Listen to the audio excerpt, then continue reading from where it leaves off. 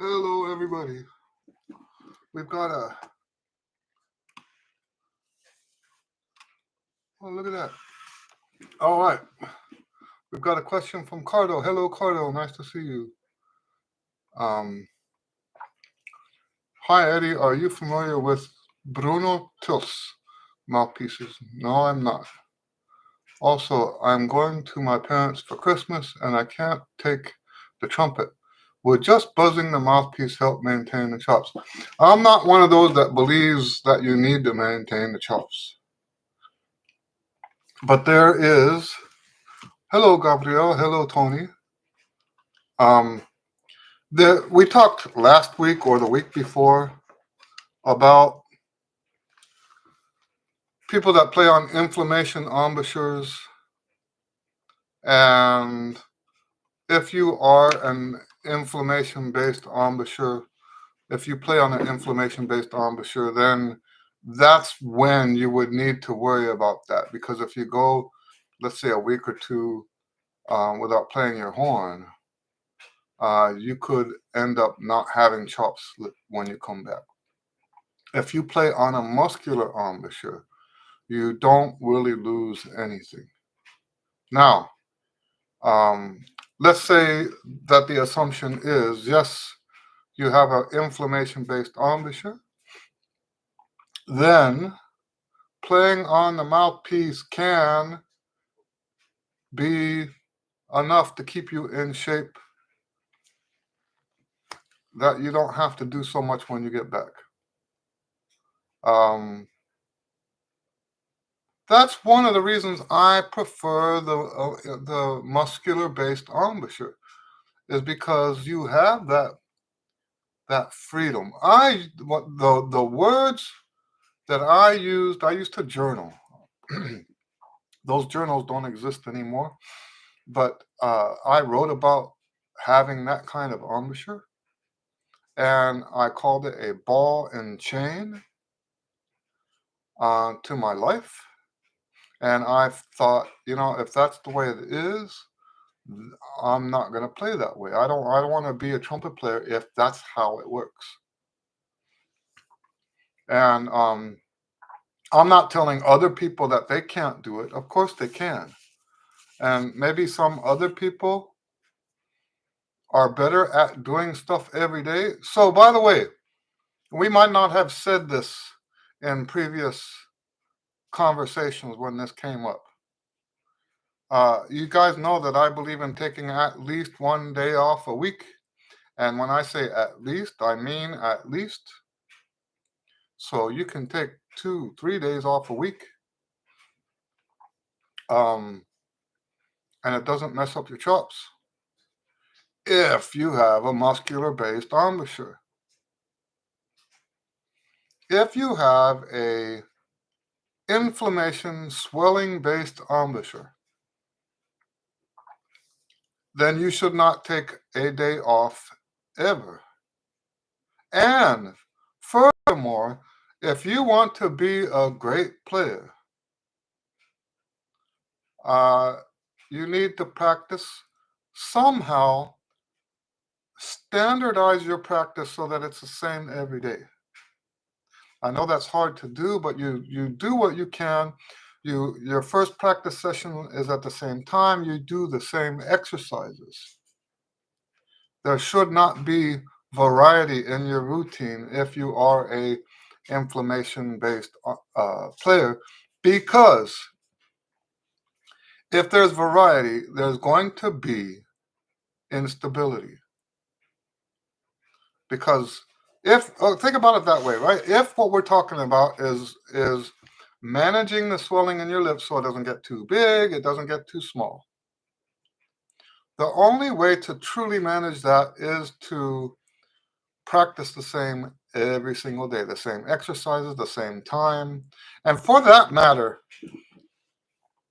you should also be eating the same food at the same time, getting the same amount of sleep. So really it is. Now, it was extra hard for me to try to live that way. Um, Once again, I'm not saying that one way is better and one way is worse. I'm not saying that. I like the muscular based embouchure. Other people like they, they probably don't use the language I use. So let's be clear about that. I made this language up. I made this up as a result of the changes I had to make. So I call it a inflammation-based embouchure. I don't know what they would, maybe they don't even have a term for it. Anyway, so my thing is when I'm on vacation, well, maybe vacation is the wrong word because I don't ever truly go on vacation. When I'm traveling, I don't practice. When I'm traveling, I don't practice. Okay? Some people think that's sacrilegious. I don't I don't respect the instrument enough. I don't worship the instrument enough. I don't care about music enough. And in a way that could be true. I do believe there are things in life that are more important than playing the trumpet. I do believe that there are things in life um, that are more important than music. And one of those things that keeps coming up is time with family. Should you practice or should you spend time with family? Um, you know, my mom's gone now. Um, I can't go and spend time with my mom now. We are planning to go to South Africa again and spend time with my mother-in-law. But yeah, I mean, that's why those things are important. You spend time doing that with the people you can when you can. So and trying to get trumpet stuff in at that time, it doesn't make any sense to me because that's not what's important at that time. When you go see your parents, seeing the parents is what's important. Doing stuff with your parents. My mom got to where she couldn't really walk. So the last time she came to visit us, instead of taking her places where she had to walk, I took her on a tour of Southeast Texas. We started in Houston, went up to I-10 and went all the way over to Beaumont, down to the coast, followed the coast back to Galveston, and Galveston back to the house. Took all day, but it was something that she could enjoy doing, even though she couldn't walk. Did I practice that day? No, I didn't practice that day. I was spending time with my mom. I'm glad I did. Those were some of the last um, moments that I got to spend with her. I hope that makes sense. Tony says, I've been listening more and more of your videos since finding you a couple days ago. Very good. Thank you. Thank you. Gabriel says, hello, Eddie and friends. Nice new look. Haha. I'm sure you're talking about this. Gabriel says, Bruno Tils is a German mouthpiece most used with rotary trumpets. Oh, I didn't know that. Okay. Cardo says, that's beautiful what you say about seeing the parents, Eddie. Well, thank you. I'm glad that makes sense. And I didn't just start feeling this way.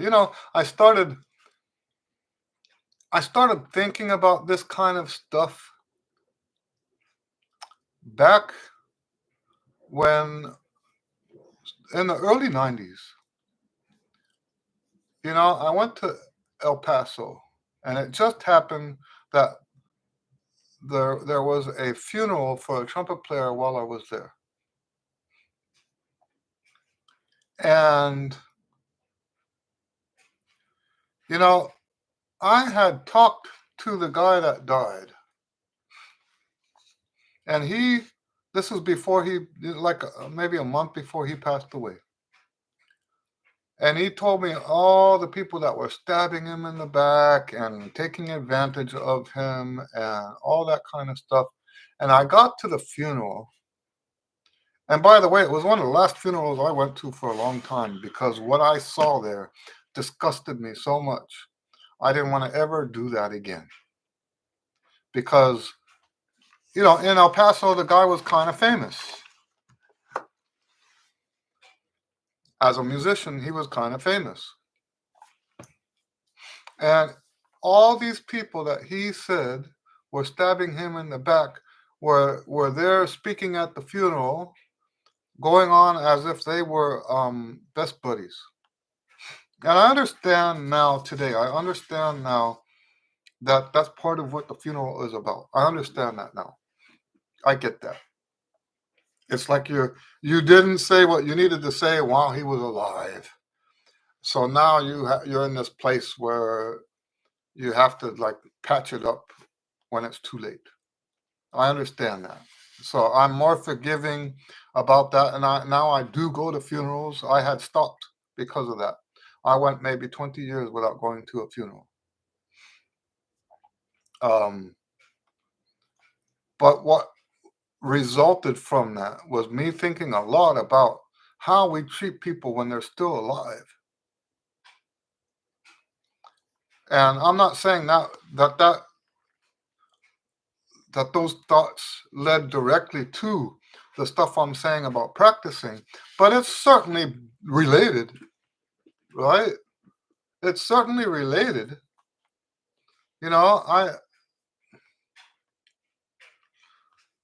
I told you I am going to funerals now. Not that I've been to a lot of them, but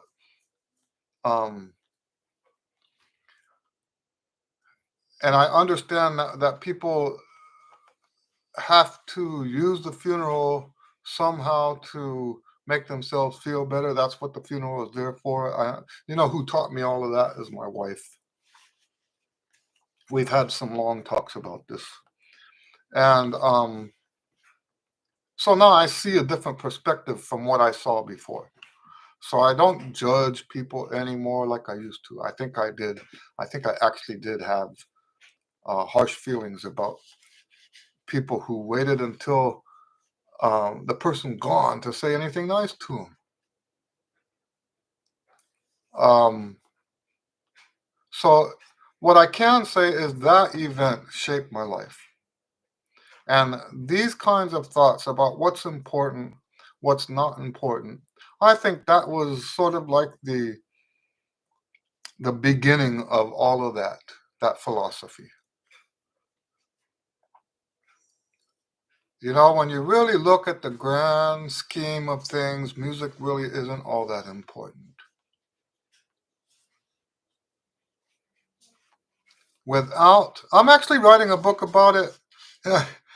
I was writing every day, and then I don't know. I guess I got into a funk or something, and I stopped writing.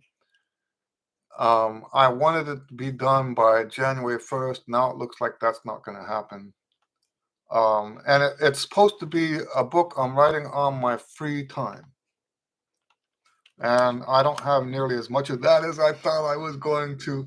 So, but yes, this is the kind of stuff that this book is about. And I'm writing it. This is very different from anything I've ever written before. It's not technical.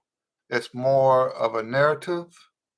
I promised in the introduction that I would be writing it in sequence. And they're almost like journal articles, but journal articles, not what am I saying? Not journal articles, journal entries. Me sharing my thoughts for that day on that subject. And so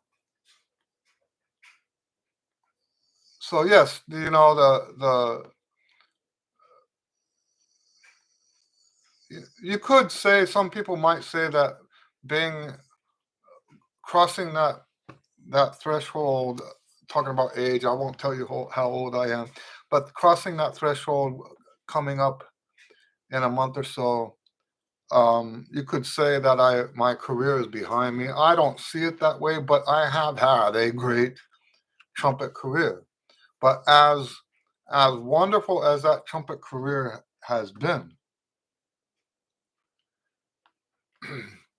I can look back now and evaluate what I've done, what I haven't done, those things that mattered, those things that didn't matter. And when you look at what mattered, it's in alignment with what a good life should be. So, and that's what the book is about. It's, you guys have heard me call it Wholesome Musical Priorities. I'm changing the name for the book. Like I said inside the introduction, I said selling a book about priorities is a tough sell. So I changed the name of the book to True Art. That's what I'm calling it, True Art. There might be a subtitle called Wholesome Musical Priorities or something like that. Tony says, I'm playing trumpet on Saturday for our Knights of Columbus party. Nice. Few Christmas songs.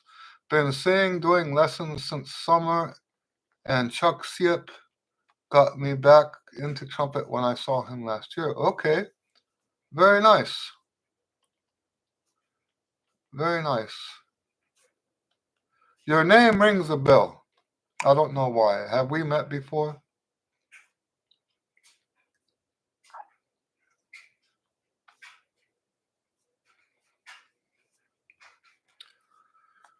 So, any other questions?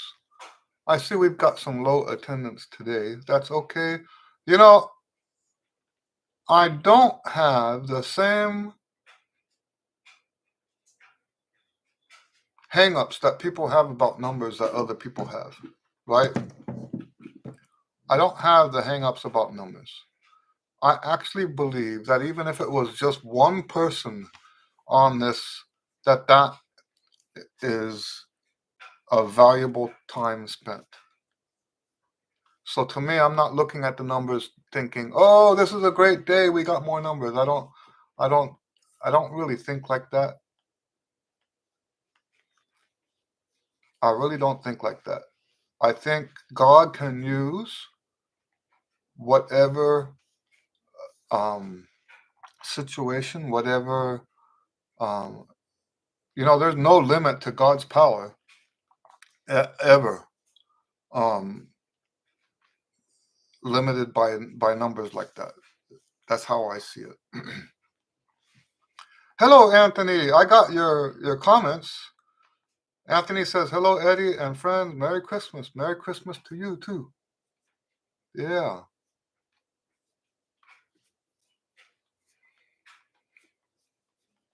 So you had a recital. How many songs did you play on the recital?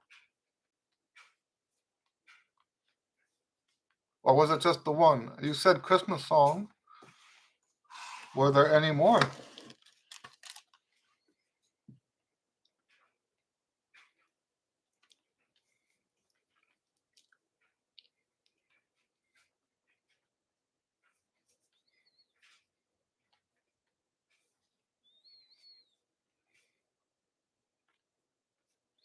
So we had a real busy weekend last week.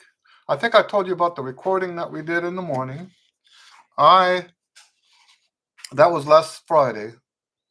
So I think I told you about that because it was right afterwards. The Q and A was right afterwards. Um, we recorded 16 songs, and several of those were originals. Then on the Saturday, we did lessons in the morning, and then my band, the Blue News. I love saying that, my band, the Blue News. Um, I've been playing in the Blue News since before they were the Blue News, and that's news with a G. I'll spell it out here. That's the name of the band. It's an educational group. We play mostly in schools, but on Saturday we played a concert, outdoor concert at a park, playing Christmas songs. And so after that, played duets at the church with one of my students. And then the next morning played at church, and then the Sunday evening I hired a brass trio. So I hired two other guys, a trombone and a tuba.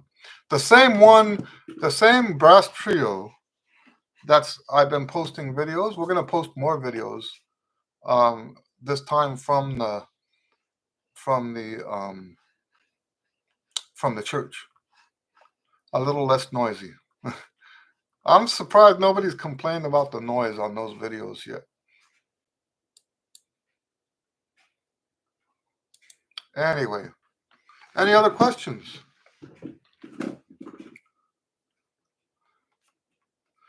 So yeah, last weekend was busy, busy, busy, and it's a little bit more difficult when I'm the leader.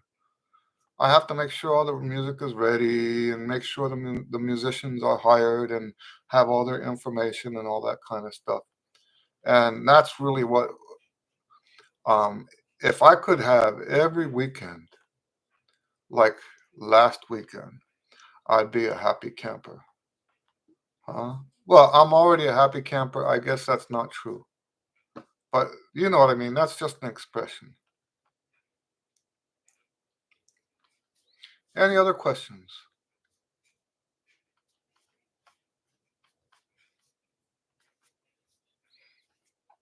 Gabriel says, in the last few days, I have pain in my left shoulder while playing the trumpet. Has this ever happened to you?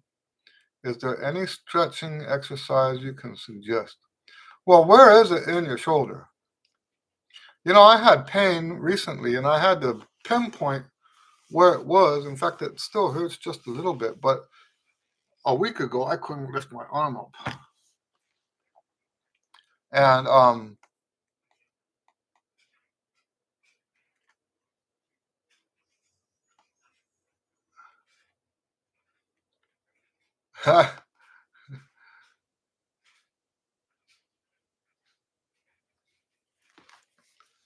I think there's some confusion on anyway.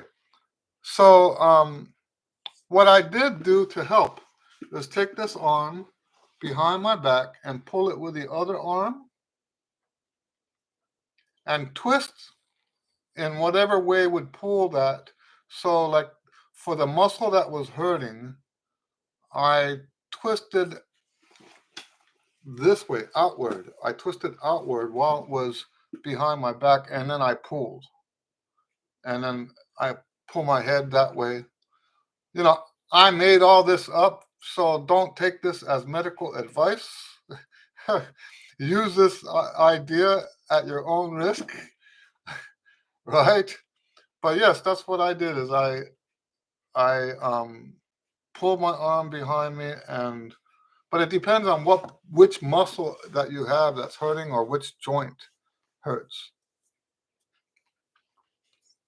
But yes, I have had some weird pains like that come up every once in a while. One time I fell asleep on my face like this, and I guess the joint relaxed too much and pulled out of my socket or something like that. Boy, that was painful. Sean says, so Tony says, me, no, sir. I think maybe, yeah, I need to be more specific when I address people. Sorry about that. Sean says, what do you think about playing on a pocket trumpet? I watched one of your student assignment videos and watched Don Cherry. I've never really played on a pocket trumpet, so I don't have an opinion about it. I do think that it's a different instrument. So when it comes to performance, it plays different. It sounds different, and it has to be treated as such.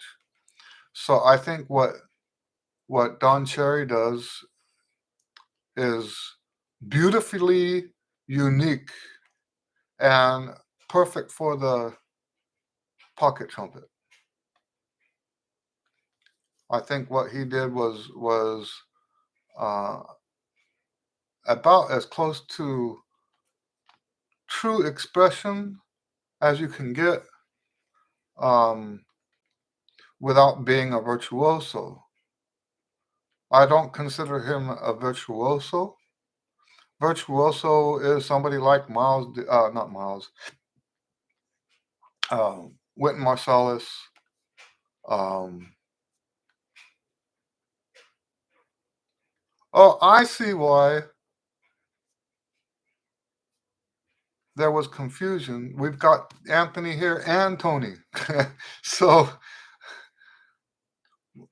Tony says, we are playing this Saturday, tomorrow, and playing 5 songs. We wish you a Merry Christmas, Silent Night, Come All Ye Faithful, and Holy Night, and Frosty. That's a nice little lineup. That's a nice lineup.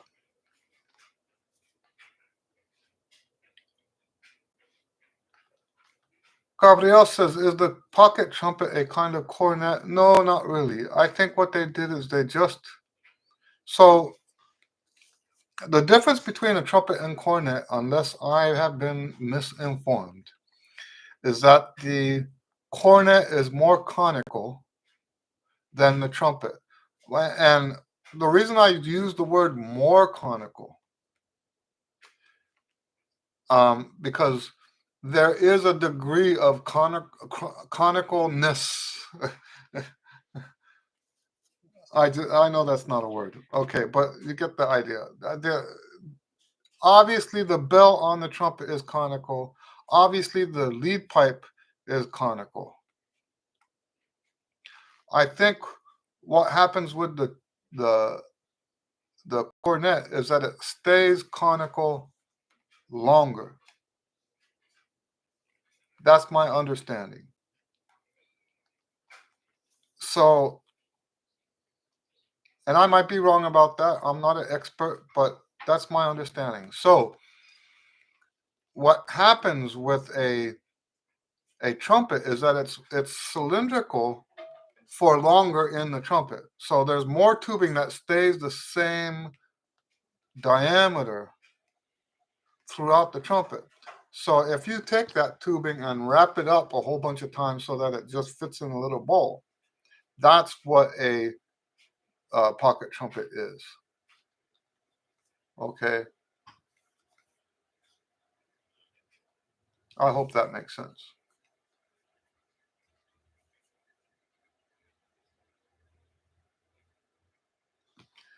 Gabriel says some American cornets have a sound very similar to the trumpet. That's almost always because of the mouthpiece. to make a cornet sound like a cornet, you need to have a cornet mouthpiece. And most Americans don't play cornet with a cornet mouthpiece. They play, and when I say cornet mouthpiece, I don't mean a cornet shank. That doesn't, just because the shank fits in a cornet in a cornet doesn't make the mouthpiece a cornet mouthpiece. A cornet mouthpiece is always going to have a different shaped cup, not a C trumpet cup, right? That's, once again, I'm not an expert on the instruments like that. That's what my understanding is of how the equipment works. But yes, you know, this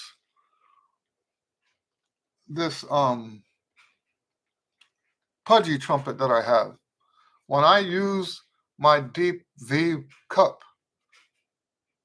a lot of people think that it's either a flugelhorn or a cornet.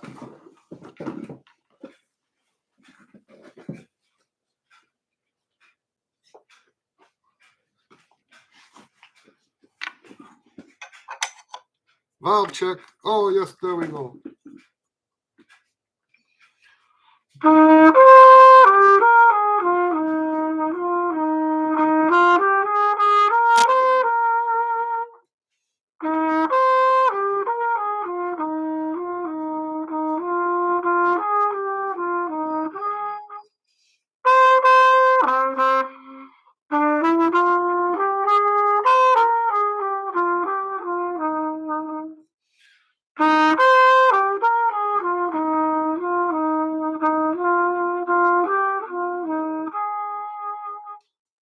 So it does have like a very flugelhorn-like sound, almost cornet-like type sound, but it is technically a trumpet.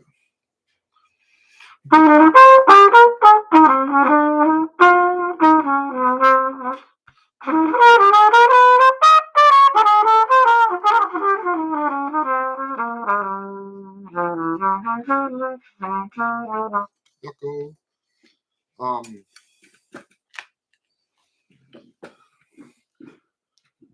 Anyway, what else? Any other questions? I'm trying to like look down so I don't get so much glare on the glasses.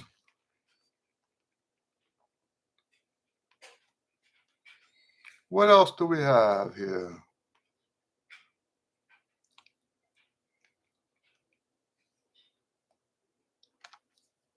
Yeah, the sound on that pudgy is, I like it. I fell in love with it.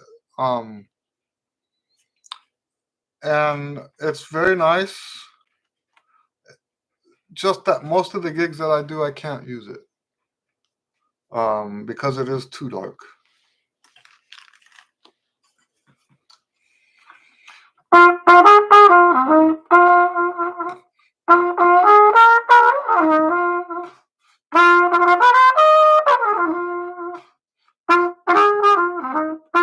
Yeah, it's a very nice horn.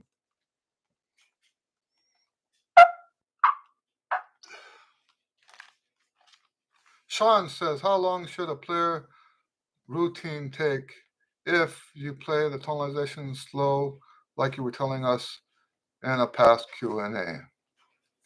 Yeah, you know, it was designed to take about 50 minutes. No, 40 minutes, 40, 50 minutes. That's how it was designed. That's not how it works. It takes most people about an hour.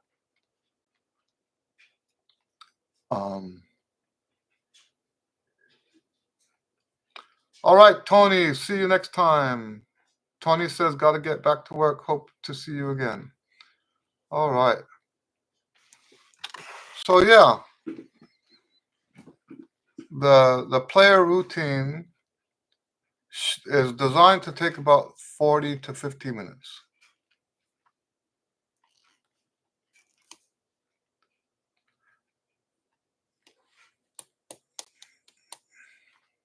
but it's not a big deal if it takes a whole hour. If it's taking like an hour and a half, which I have had some students that do that, and I don't understand how that happens. I think sometimes they're too liberal with the resting. So if you are,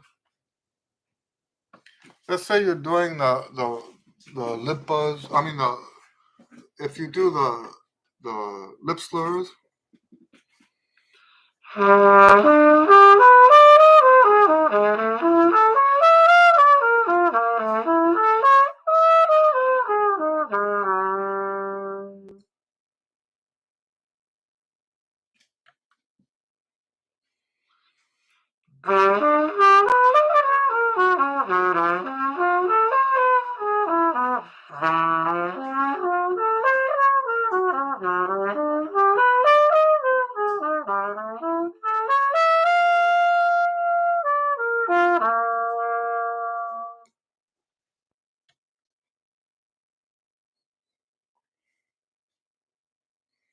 Right?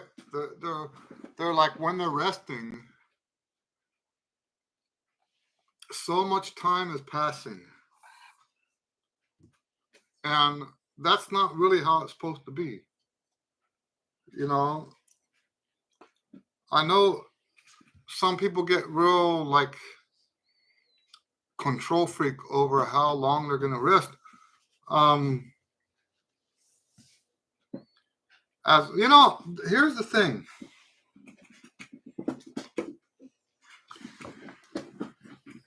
Here's the thing is if you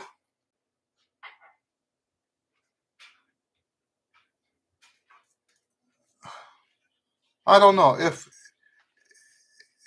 you take that stuff like it's a set of rules.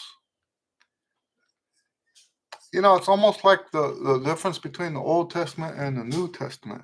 It's not supposed to be a literal set of rules that everybody has to follow.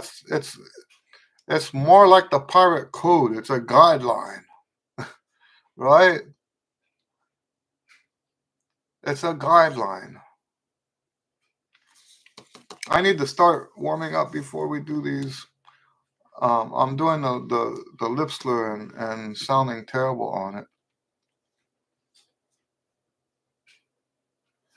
Gabrielle says I use the German flugel for the play along videos and it works well. Well, that's wonderful. I'm glad to hear that.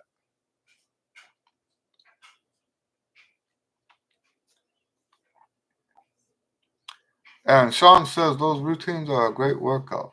Well, good. Good.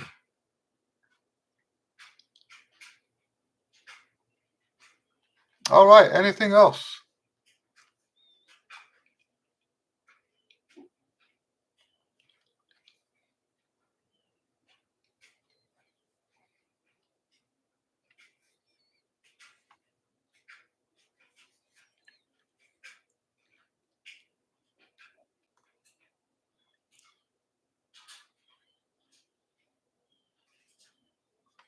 This is Gabriel, is there any classical music I can play with flugelhorn? As far as I'm concerned, you play whatever you want. I remember hearing a broadcast, I think it was St. Martin in the Field, and it was the Brandenburg 2, and they were playing the trumpet part down an octave, and it sounded gorgeous to me.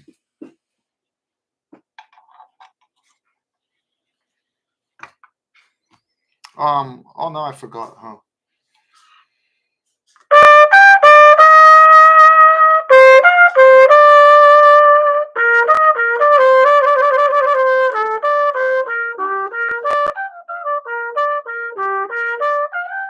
Anyway, so um, they were doing it all in that register instead of up high, high, high, the octave next octave higher. And it wasn't on a flugelhorn, but the closest thing we could get to that sound would be on flugelhorn. So I don't, unless it's for a contest. See, there's a huge difference between a contest and a public performance. And the culture is so different. The culture between contest and a performance is so extremely different. When you go to a contest, it's all about you have to do it right.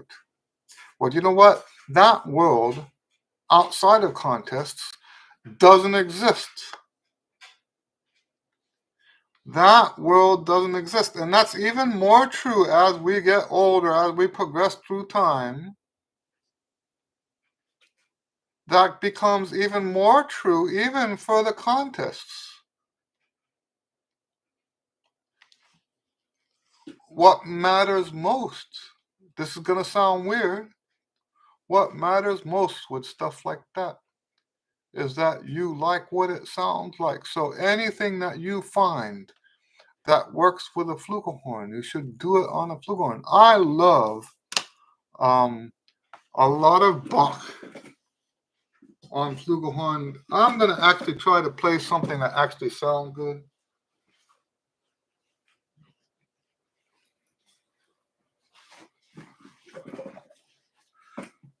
I've been playing terrible for you guys today, so let me see if I can actually do something that sounds all right.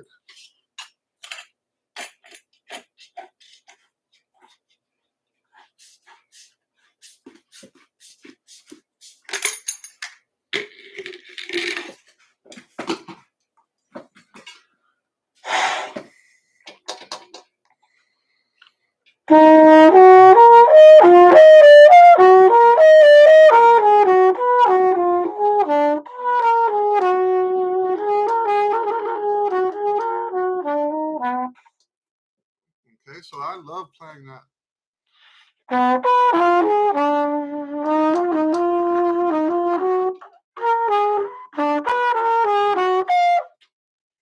Anyway, I guess it's not happening today. I should have prepared. So yes, you can use the flugelhorn on whatever. You can use it whatever you want to use it on. Really. Boy, I'm getting a little bit upset with myself not playing so well today.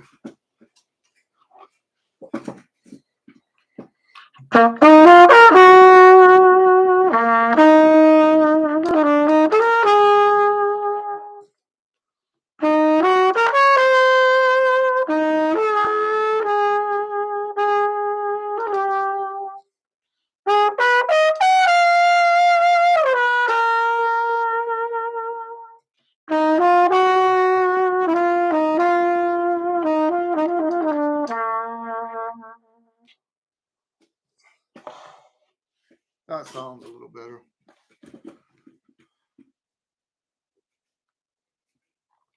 So, Gabriel says, does it require more air than, oh wait, I missed some. He says, I usually play folk German music with the flugel. That makes sense. I've seen some of those videos where these guys are playing on flugelhorn. I think, isn't that the origin of the flugelhorn? That's why it has a German name, I think. He says, I've never seen a flugel in an orchestra. Well, it is done, but not for trumpet parts. So then he says, does it require more air than standard trumpet? I think what makes it require more air or less air is going to be the mouthpiece, not the actual flugelhorn. Okay. So it can require more air if the throat is open enough, if the volume of the mouthpiece is deep enough.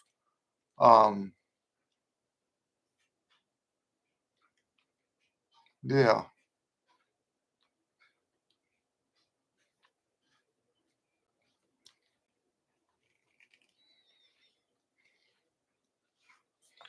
Yeah. Any other questions? My German flugel looks like a trumpet, while yours looks like a very big euphonium. I'll bet that's what you're going to say. Or tuba. Or no, then you would have to say a very little tuba. That's why I tell the kids at school that's it does look like a euphonium, doesn't it? If the vowels were twisted the other way, you know. This horn, I have a story about this horn. I knew my Yamaha was getting old, and I wanted like backup for the Yamaha. And so Pearl saw this at a estate sale, and I thought, because it is no, this is a Quinon. This is a Quinon. I think it's pre-fire Quinon. So people who are into the instruments like that, they know the history of Quinon and the fires at the shop and how they had to start over and stuff like that. Anyway, she saw this at an estate sale, and I thought I could buy it for what they're selling it for, sell it for several $1,000s, I'm sure, and buy the flugelhorn I wanted. Well, I fell in love with it after I got it, so I didn't want to sell it anymore. The only thing I don't like, it is a little clanky. But yes, it's a very nice instrument. I'm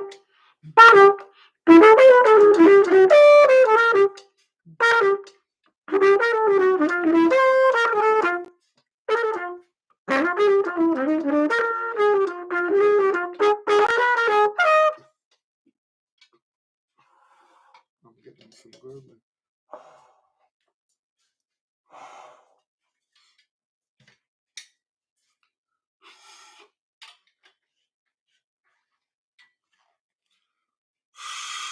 I don't know where the bubbling comes from.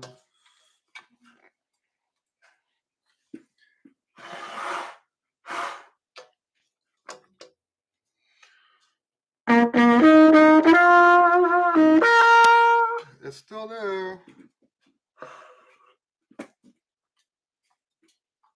There it is. So the mouthpiece I'm playing on is a Warburton. It's the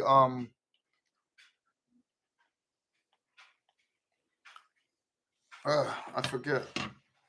So it's obviously the French taper 2FL,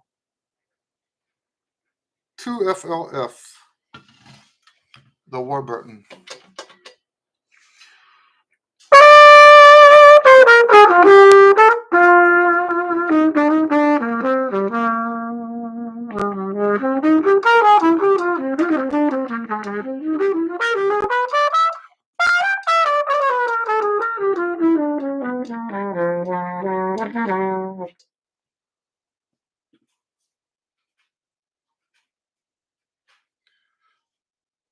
Gabrielle says, if I want to play some flugel, shall I practice routine with the flugel too? I don't think there's anything wrong with practicing the routine on the flugel. I don't prescribe that. The only instrument I play the routine on is my B flat. Even if I had a C trumpet, I wouldn't practice my routine on it. I would only do the B flat. So that's how I feel about that. I don't even want to do, and so you kind of have to ask yourself, what is the reason for that? Why do you want to play on? Now, If it's a familiarity thing, then I say go for it. I don't think I need more familiarity on the flugelhorn because I play it so much on the gigs. I play it. Um, I've got the flugelhorn on me all the time. You just saw me take it out of my bag. That bag goes to every gig with me. I have the flugel on every gig. There's a YouTube video of me playing on the flugel. Let me see if I can on Tennessee whiskey. Now normally you wouldn't have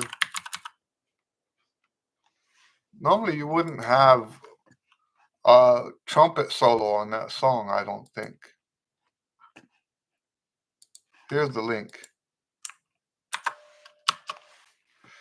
So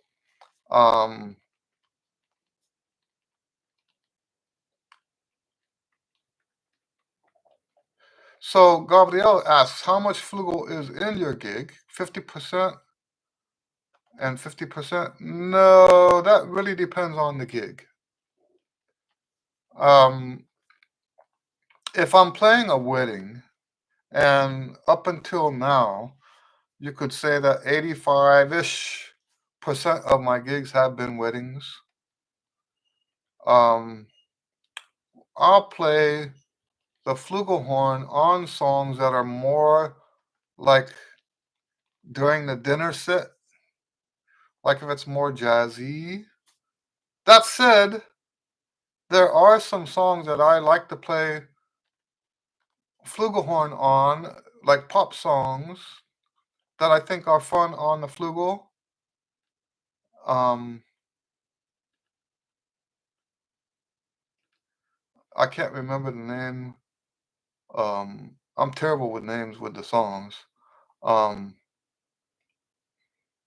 well, there's like Cupid Shuffle I play on flugelhorn.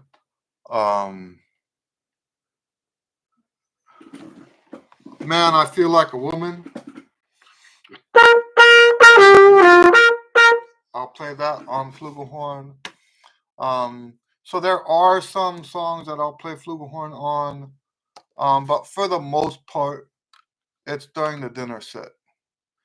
So I would say more like 1/3. And then there'll be some gigs that I don't play the flugelhorn on at all. Sometimes, even though I pull it out.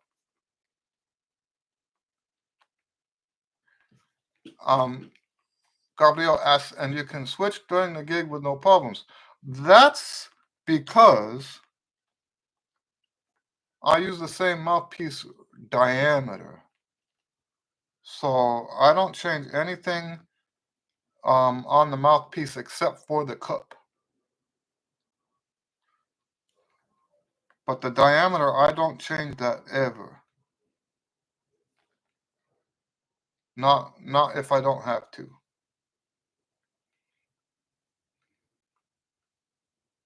I have had times in the past where I lost mouthpieces and didn't get replacements for the ones I needed replacements for, and ended up having all kinds of trouble trying to switch from one rim to the other rim in the middle of a gig. That doesn't work for me. If as long as it's the same rim, I'm all right. That's one of the reasons why I like Warburton. The problem is I still haven't found a deep mouthpiece on Warburton that works. I thought I ordered some tighter backbores, and actually I got the backbores at their farthest ends, the most open and the tightest one, and it still doesn't make that deep cup work. So I'm a little bit concerned about that. I have for the deep cup stuff, I've gone back to the Shelky, but the difference between the Shelky and the Warburton is not bad. I'm not feeling a difference between the two of them. I hope that makes sense.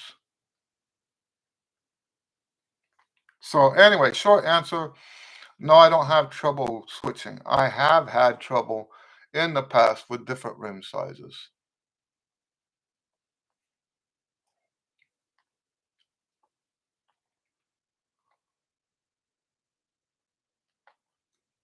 So Gabriel asks, why do I want so deep of a cup? For practice or for gigs? I almost always practice on a deep cup. That's my preference for practice. I would say 90% of the time I practice on the deep cup. Um, on gigs, so like I told you about last weekend, how busy I was. I played on the deep cup for everything I did last weekend. I played on the deep cup for the recording session here at the house. I played on the deep cup for the jazz gig at the park. I played on the deep cup for the trumpet duets. I played on the deep cup for the brass trio. So now, if I had played a wedding with a wedding band last week, I probably would not have used the deep cup because it would not project. Even with the PA system, it would not project enough.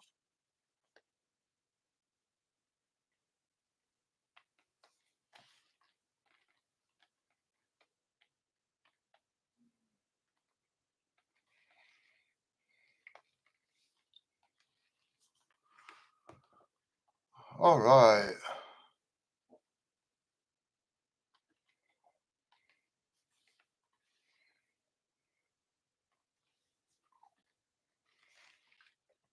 I'm excited because I've got so much more material now. I'm publishing a video tomorrow. Gabriel says practicing on the deep cut makes it easier on shallow in gigs. Yes, I do think there's a degree of that happening. I do believe that if you can, for example, if you can play the pro routine on the deep cup, and then you go to the gig and put a shallow cup in there, that you're gonna be on like in the race cars they have the nitrous oxide button. putting that putting that shallow mouthpiece on is like flipping the nitrous oxide button.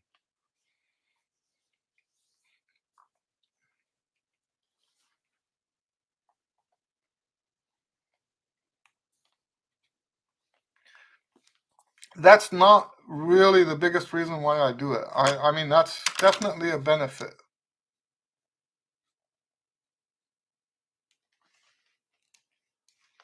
Okay, so Gabriel says, what if I don't play gigs? Shall I practice on deeper cup too? Um, the reason I practice on the deep cup is because I hate the way it sounds on the other cups. It's offensive to my ears.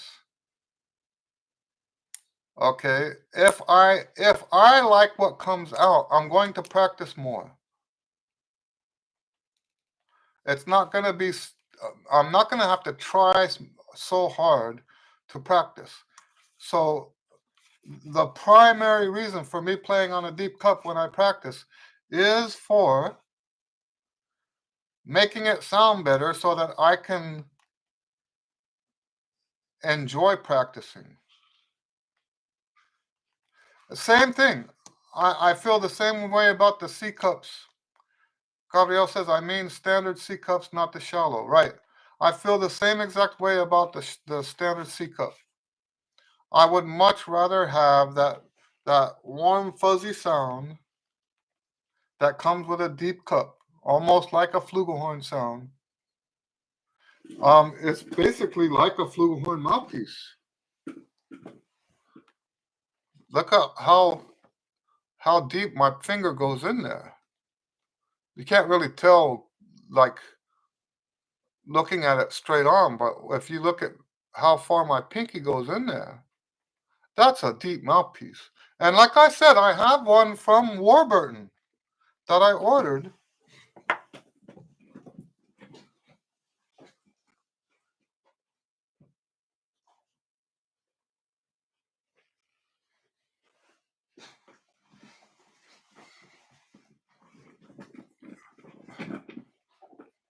Here's what I ordered from Warburton. It's just as deep.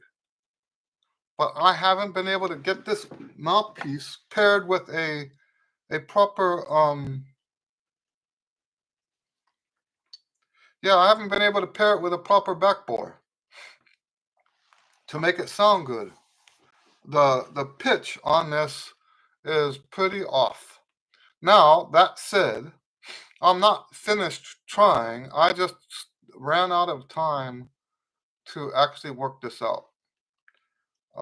So as soon as things slow down again, I will spend time experimenting with this to see if I can get a perfect match for this so that it's I love the sound of it. Let me be clear about that. I love the sound of this mouthpiece. It's just out of tune. And I thought that going all the way to, I think it's the 12, I forget, I get the numbers mixed up. I thought if I went all the way to a 12 backbore, that would fix it. Let me pull out my kit.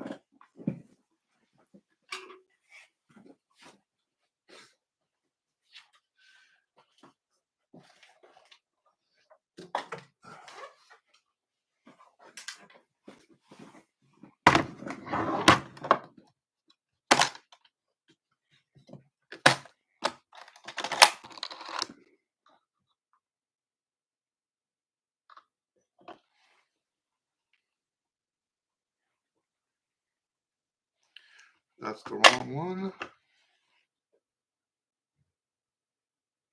That's the wrong one. It must be up there. Anyway, I'll show you what I mean.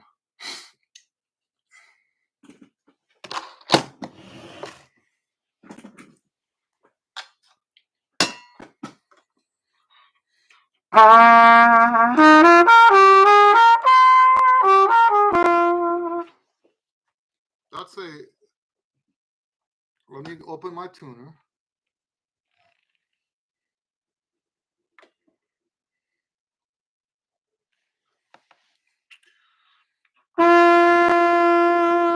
So that's almost a quarter tone flat.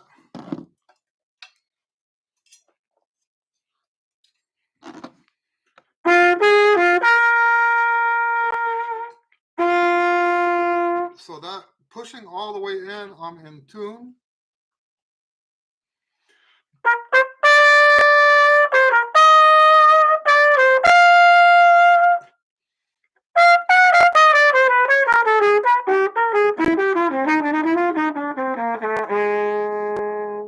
Yeah, it's almost okay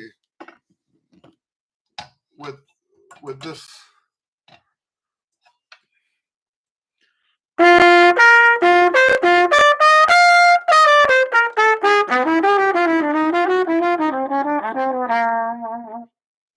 Yeah, it's almost okay. I have that other backbore somewhere. I thought it was in the kit. So that's the 10 backbore. Oh, the 10 star. That's the 10 star. So maybe that's, I don't know that I remember doing the 10 star before. So anyway.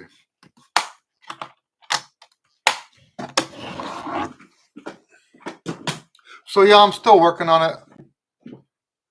We'll get it worked out. It's not bad. It's just I want it to be better than the other one I'm playing on.